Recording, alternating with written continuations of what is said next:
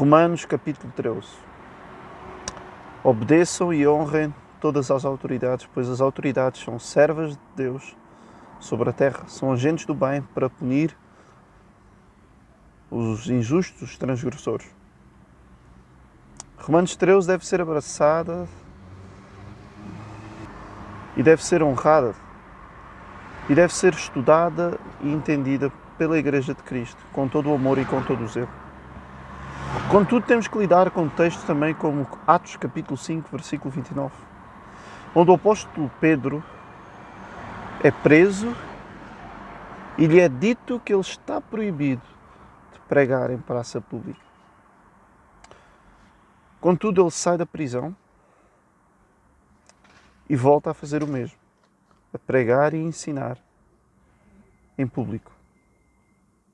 E novamente ele é persuadido pelos governantes e dizem: não te foi proibido pregares e ensinares nesse nome? Contudo, a resposta que o apóstolo Pedro e os demais apóstolos deram é uma afirmação que nos constrange em relação a Romanos 13. Eu acho que Atos capítulo 5, versículo 29, nos dá o equilíbrio dentro da nossa consciência cristã, dentro da nossa vida como Igreja de Cristo numa sociedade, para nós sentirmos seguros em relação à intervenção e à imposição errada, perversa que o governo hoje em dia e ao longo dos tempos tem vindo a realizar. Pedro, em Atos capítulo 5, nos deixa bastante claro e de forma distinta que existe uma limitação da esfera do poder público, do poder civil, em relação à Igreja de Cristo.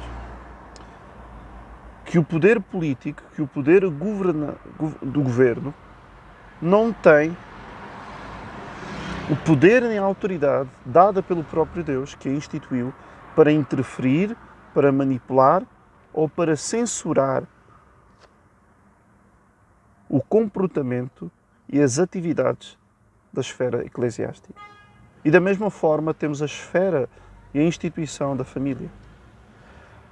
Essas três esferas, essas três instituições, tanto a instituição da família, como a instituição da igreja, como a instituição religiosa, como a instituição do governo, são instituições do próprio Deus que estão limitadas em si.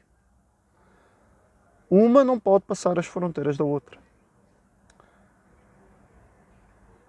O apóstolo Pedro nos dá uma afirmação que nos consola para estes tempos.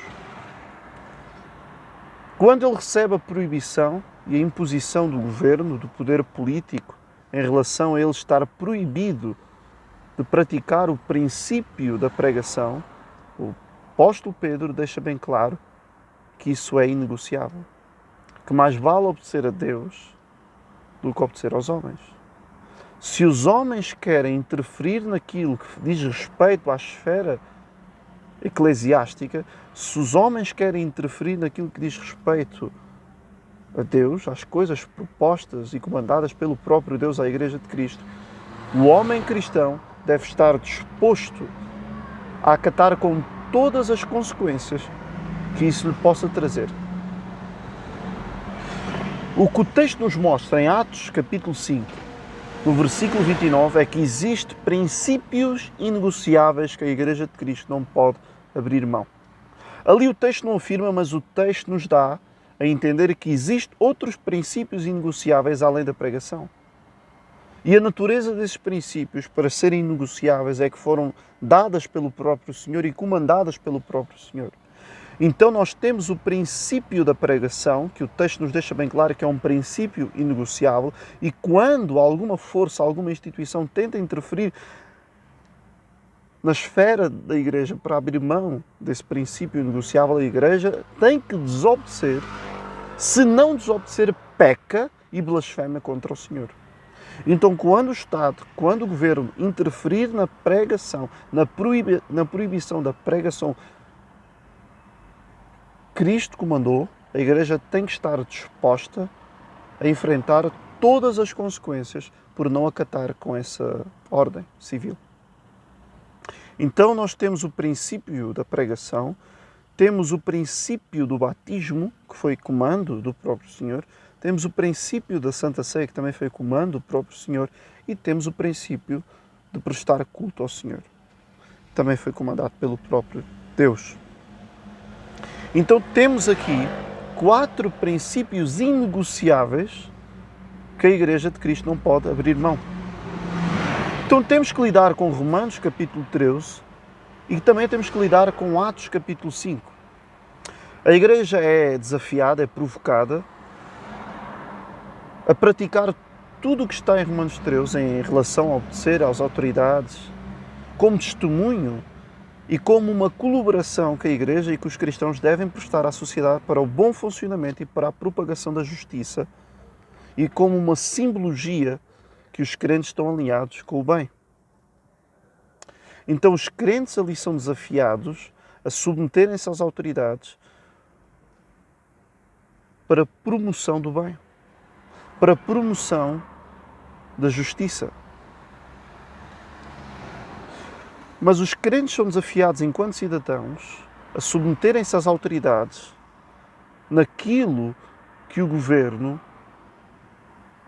está autorizado a governar, dentro da sua esfera social, dentro da sua esfera de administrar a sociedade, dentro da sua esfera de promover o cuidado, o auxílio e o bom funcionamento da gestão da sua sociedade, do seu povo. Então é para isso que o governo foi instituído pelo próprio Deus. Mas no que diz respeito à esfera da Igreja, no que diz respeito à instituição eclesiástica, o Estado, o governo, não tem autoridade de influência ou de intervenção ou de manipulação sobre o corpo de Cristo. Então eu acho que o reverendo John MacArthur fez algo que tinha que ser feito há muito tempo. Um cristão com uma simbologia como ele tem, levantar-se e afirmar a doutrina bíblica. Que existem princípios inegociáveis que a Igreja de Cristo não pode abrir mão. Ainda que isso lhe traga consequências. Independentemente das consequências que isso lhe traga, ainda que isso lhe traga uma má reputação, ainda que isso traga uma vergonha pública, ainda que isso lhe traga perseguição à morte, ainda que isso lhe traga rótulos de intolerantes, de ignorantes, a Igreja de Cristo tem que permanecer fiel ao ensino bíblico. Que existem princípios inegociáveis, independentemente da circunstância, independentemente da realidade, que não se pode abrir mão. Agora atenção, a Igreja pode, por autonomia própria, por questão de bom senso, abdicar de aplicar esses princípios na sua esfera de frequência de atividades enquanto Igreja, por vontade própria, mas não por uma imposição de obrigação de uma política ou de uma autoridade externa, a não ser a autoridade única que a Igreja tem, que é a autoridade do Senhor Jesus.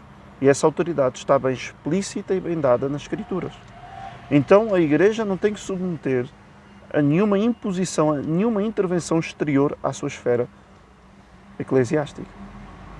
Então a Igreja de Cristo pode sim gerir e administrar os princípios inegociáveis que o Senhor lhe deu por autonomia própria, por questão de consenso próprio dentro da esfera da Igreja, mas não por uma interferência ou por uma influência de terceiros.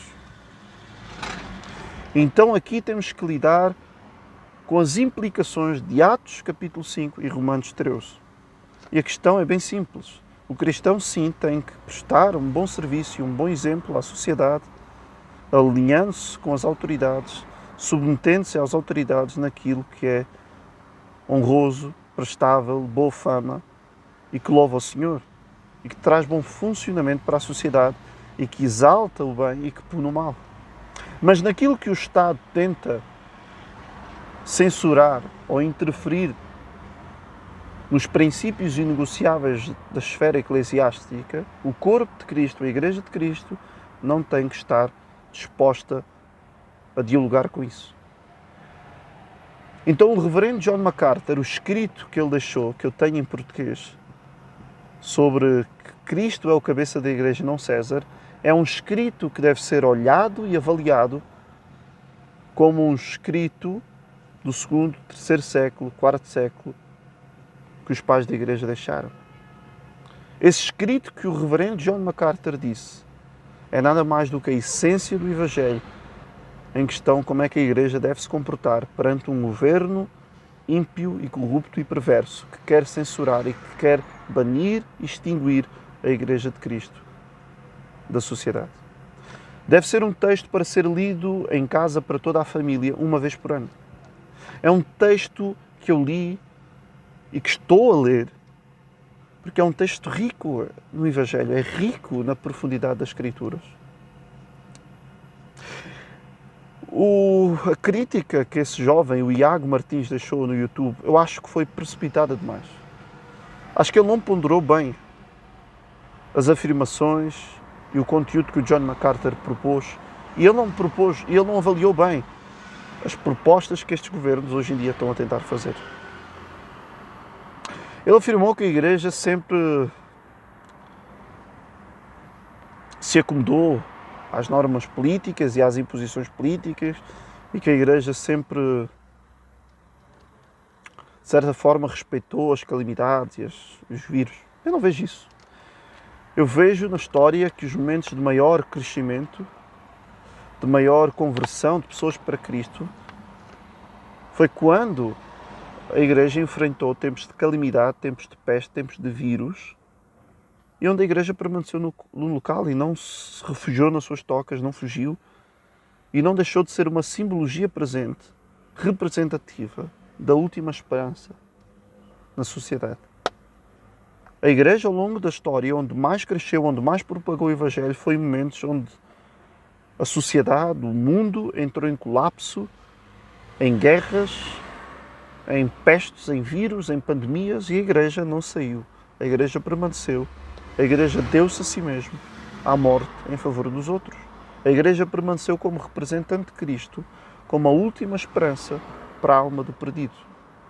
Então eu quero deixar bem claro que o meu apoio está com o John MacArthur e que o John MacArthur está nada mais a contribuir com a mensagem cristã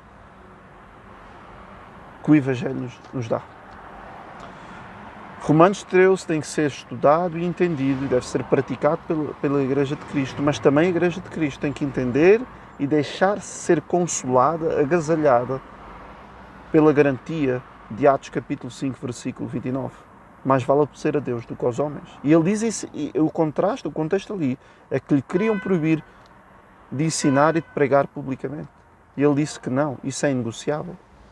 Então existe dentro da esfera cristã princípios inegociáveis como a pregação, como o batismo, como a Santa Ceia e como a prestação de culto. São princípios inegociáveis que a Igreja não pode e nem deve abrir mão. Que a Igreja tem que estar apta e capaz de suportar todas as consequências possíveis. A Igreja tem que desobedecer essas recomendações independentemente das consequências que possam vir. Então o meu apoio está com o John MacArthur. Muito obrigado.